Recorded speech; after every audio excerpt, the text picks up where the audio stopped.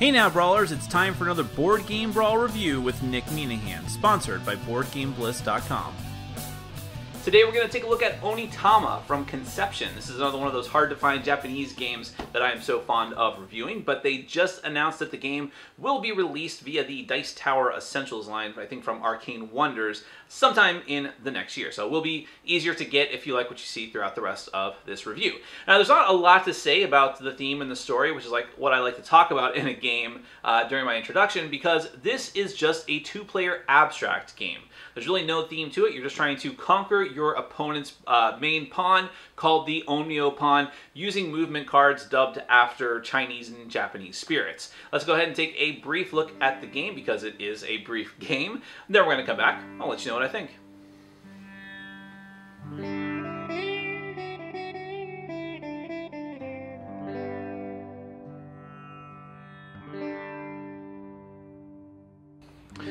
Alright, I'm going to show you Onitama. This is a two-player abstract game. The goal of the game is to either conquer your opponent's Onmyo pawn, otherwise known from here on out as the big pawn, take it off the board, or you want to put your own Onmyo pawn over into the other Onmyo pawn's starting area. That is going to win you the game immediately. Now you're going to each player is going to arrange their pawns in just like this on the board. So you have the red starting area and the black starting area. You have your Onmyo pawn. You have your smaller pawns, heretofore known as the little pawns. And then you have a whole deck of spirit cards. Now only 5 spirit cards are going to be used in every game. You're going to randomize them, deal 2 out to each player, and then put 1 face up on the side, on the right side of the player who is going to be starting the game, facing them. And that's a very important distinction I'll get to in a second. Now, what are these spirit cards? These are cards that dictate how your pawns are going to move during the course of the game, both your big pawn and your little pawn. And they're all named after different, like, Chinese spirits and such. Or maybe Japanese spirits, either way. So you'll just look at the diagram from your own perspective, from your player perspective, and unless it says otherwise, this is how you get to move one of your pawns. So if I play the dragon card, I'll get to move one of my pawns, just to show you the example. I would get to move it either over directly to my right or left, or up to diagonal spaces. Now, you can never move off the board, and you can never move onto one of your own pawns. Also, if you move onto a space with an opponent's pawn, you get to remove it from the board. Now, some of the other examples of cards that you have to utilize here is Monkey, which again, from your perspective, you get to move into one of these 3 spaces. The sheep is all about diagonals. Now, some of the cards work a little bit different depending on how you want to use them. So the ostrich card here says that if you want to move your Onmyo pawn, it gets to move 1 space forward. But if you move one of your smaller pawns, you move it 2 diagonally. The frog card is sort of the opposite. The Onmyo gets to move, well, not necessarily the opposite, but it gets to move over 1 and then diagonal. And then if you use it for a smaller pawn, it just moves forward 1. There's even the turtle card, which if you use it, you could either make one of your pawns move forward 1, or you can make your opponent's Onmyo pawn move forward 1 against its will.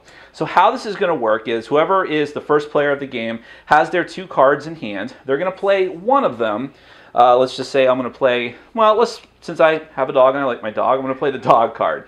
So I'm going to play the dog card, and the way that you play it is, you notice here, I get to move one of my pawns into either the 2 diagonal spaces to the left of it, or the 1 space to the left of it, directly to the left of it. I'm going to place it so that it is on the left side of the board, facing my opponent. And then I pick one of my pawns and I move it. So in this case, I'll just move this guy to here. Now what happens is, before my turn ends, I'm going to take the card, which at the beginning of the game is going to be the 5th card that you put off to the side, from the right side of the board and add it into my hand. So now I have 2 cards back in hand for me to use next turn.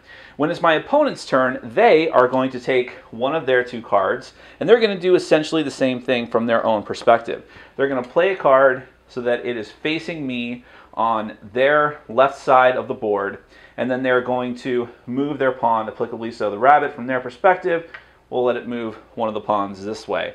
And then they're going to take the card that I had just played back into hand so that they have 2 cards again.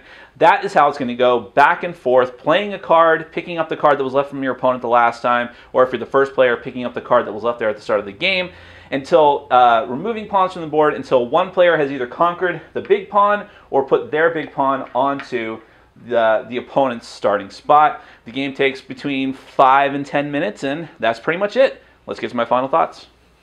Now, anyone that knows my channel knows that I'm a stickler for theme. I really want there to be a good, strong theme to tell a story, for everything to make sense. So it's tough for me to play and to enjoy abstract games. But people that know my channel also know that I can forgive a certain lack of theme if I think that the mechanics are sound, that everything is very interesting in how they work together, that there's a smoothness and a rhythm to it. It's exactly why I like Seasons, which is my favorite game, which has not very much theme. I mean, you're supposed to be wizards, but really it's just comboing cards and getting points as much as possible, a resource management game.